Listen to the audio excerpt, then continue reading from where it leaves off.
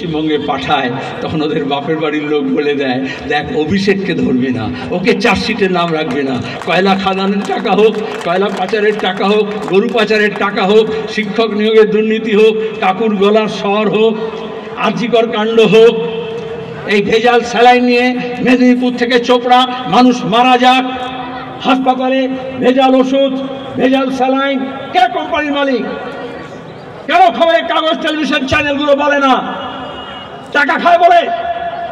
পরিষ্কার বলছি, আমাদের রাজ্যে দুর্নীতির উৎস মূল যখন কালীঘাটে পৌঁছয়, যখন মমতা ব্যানার্জি আর অভিষেকের কাছে পৌঁছয়, তখন ইডি সিবিআইও চুপ থাকে আর খবরের কাগজ টেলিভিশন চ্যানেলগুলো চুপ থাকে। চুরির মাল, চোরাই টাকা, সে চিট ফান্ডের হোক। মমতা কি বললো? যা গেছে তা গেছে, বলেনি? এইসব জায়গায় চিট ফান্ডের টাকা মানুষের গিয়েছে। আমরা তো মনে করাবো, বিজেপি মনে করাবে। অনেকে মনে করেছিল তৃণমূল চোর, বিজেপি আসলে সব ঠিক হয়ে যাবে, বলেছিল না? হলো? তাহলে দাঁড়িয়ে পার্লামেন্টে দাঁড়িয়ে আগে বেকার ছেলে মেয়েদের কথা হতো, চাকরির কথা হতো, রাস্তাঘাটের কথা হতো। এখন শুধু মন্দির মসজিদের কথা হবে। তাহলে বিজেপি তৃণমূল শুধু মন্দির মসজিদ না, এখন দেখছেন কি বলছে? বিজেপি আইন নিয়ে এসে ওয়াকফ সম্পত্তি লোপাট করে দেবে। তাহলে তৃণমূল নিজে বলতে পারবে না ঝান্ডা নিয়ে, কারণ ওরা আগেই এখানে ওয়াকফের সম্পত্তি চুরি করেছে, লোপাট করেছে। তাহলে মৌলানা মুয়াজ্জিনদেরকে নিয়ে মিটিং করাবে, আর তৃণমূলের মন্ত্রী এমএলএ এমপি এসে ভাষণ দেবে।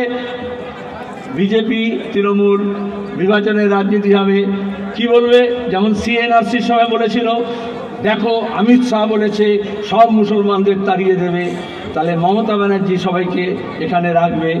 তাহলে বিজেপি এখন দেখো ওয়াকফ আইন নিয়ে এসে সব ওয়াকফের সম্পত্তি নিয়ে নেবে। তাহলে তৃণমূলের দিদি থাকলে ওয়াকফের সম্পত্তি রেখে দেবে। এইটা হচ্ছে বিভাজনের রাজনীতি। বাংলাদেশ থেকে শিখুন। বাংলাদেশে এইভাবে ধর্মের নামে জামাতপন্থীরা করেছে, রাজাকাররা করেছে। যে বাংলাদেশের মানুষ ভাষার নামে আন্দোলন করেছে, ইয়াহিয়ার বিরুদ্ধে, টিক্কা খানের বিরুদ্ধে, খান সেনাদের বিরুদ্ধে লড়াই করেছে, মুক্তির আন্দোলন, তখন কিন্তু হিন্দু মুসলমান ছিল না, সব এক কাট্টা হয়েছিল। আর এখন যখন গণতন্ত্র শেষ করা হচ্ছে, ধর্মকথা শেষ করা হচ্ছে, তখন হিন্দু মুসলমান নিয়ে আসছে। এখন হিন্দু খাতরে মে হ্যায়। আর বিজেপি ওইটা দেখে বলছে, দেখো আজকে বাংলাদেশে হিন্দু খাতরে মে হ্যায়, কালকে এখানে খাতরে মে হবে। আবার মুসলমানদের তখন মুসলমান ধর্মীয় নেতারা একইভাবে বলছে ইসলাম खतरे में है। अरे ना इस्लाम खतरे में है,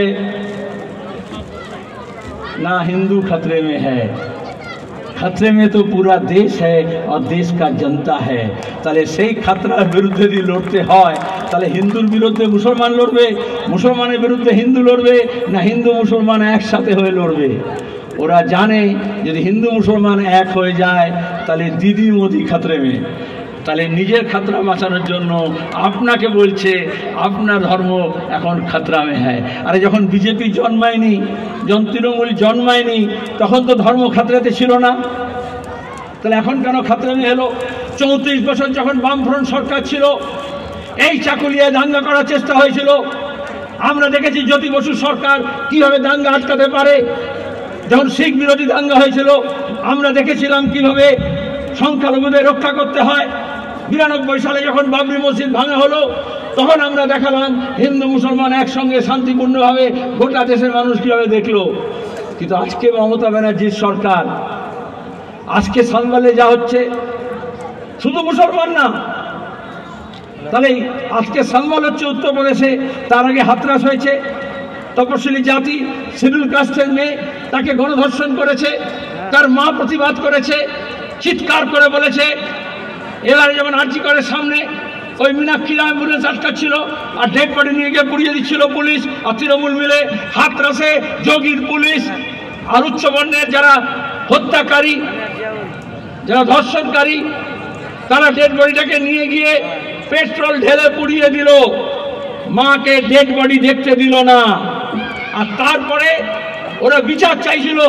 এখানে যেমন আমরা বলছি জাস্টিস ফর আরজি কর, সেই বিচার চাওয়ার অপরাধে যোগীর পুলিশ আর ওখানকার গুন্ডারা আর ধর্ষকরা গোটা পরিবারকে গোটা বংশকে নিশ্চিহ্ন করে দিল।